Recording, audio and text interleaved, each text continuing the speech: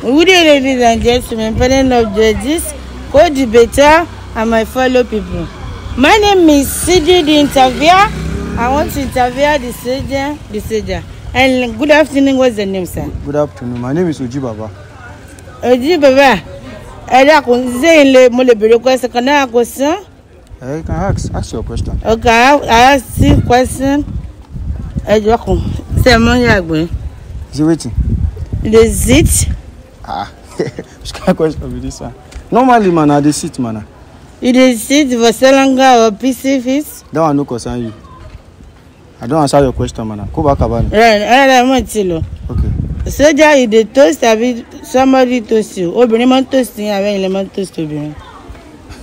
I don't understand. If I like person, I feel toast am. And if you like me, if you toast me. But now, soldier, they toast woman. But you know, yes, now. But soldier, you are born, you no concern you.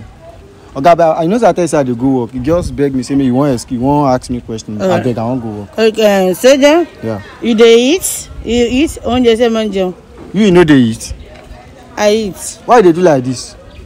No, why they do like this?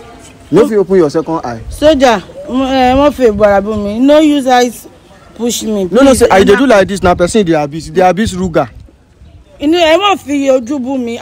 More respect, say he respect you. No point my eye. If you want to ask question. If you don't want to ask, go. Why they point my eye? Sorry, soldier, you the bath? Why they ask me that kind of question? Say me at the bath. You know the bath.